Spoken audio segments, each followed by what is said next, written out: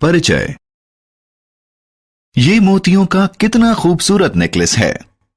अगर आप ध्यान से देखें तो इसमें 3 सफेद मोती हैं, 3 काले मोती और आगे भी यही क्रम है।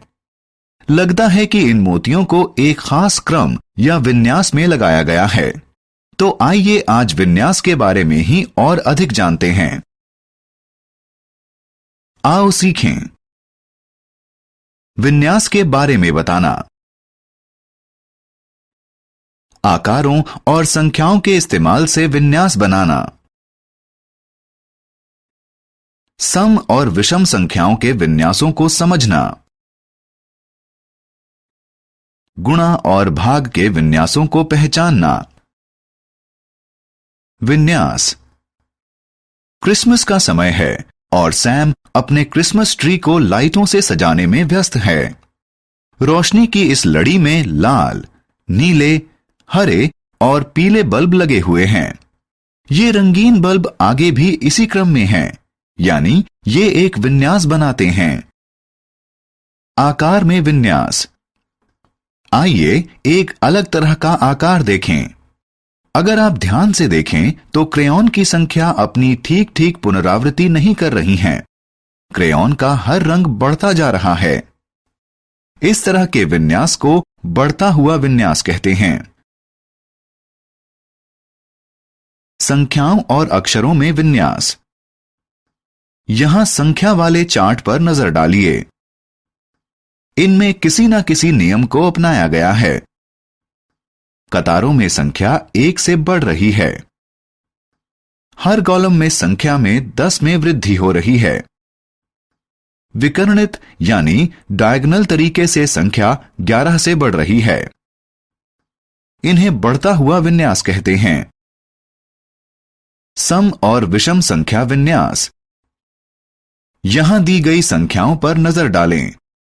2, 4, 6, 8, 10, 12, 14, 16, 18, 20, 1, 3, 5, 7, 9, 11, 13, 15। इस श्रृंखला को सम संख्याएं कहते हैं। सम संख्याओं को 2 से भाग दिया जा सकता है और इसने अंत में 0, 2, 4, 6 और 8 अंक होते हैं।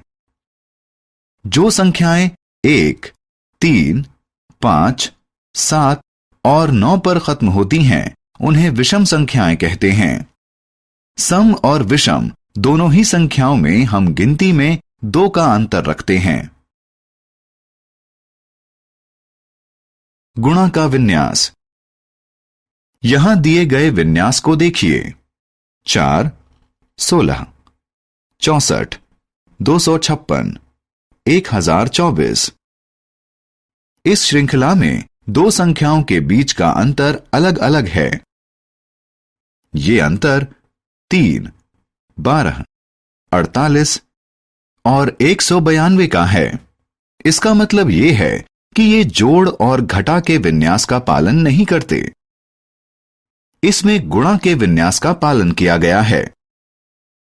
इस विन्यास में अगली संख्या को 4 से गुणा करके हासिल किया जाता है।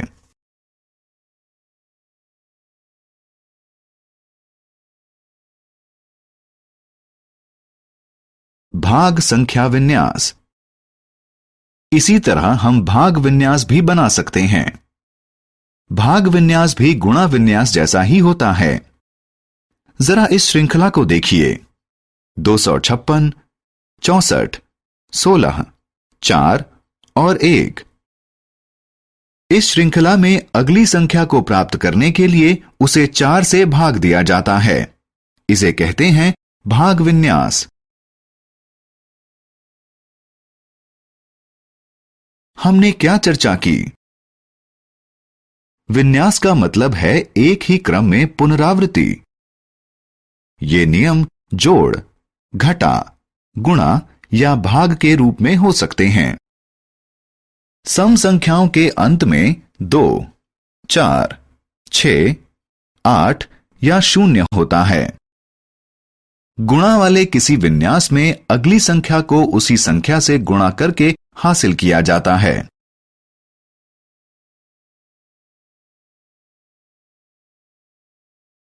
गुणा वाले किसी विन्यास में अगली संख्या को उसी संख्या से गुणा करके हासिल किया जाता है।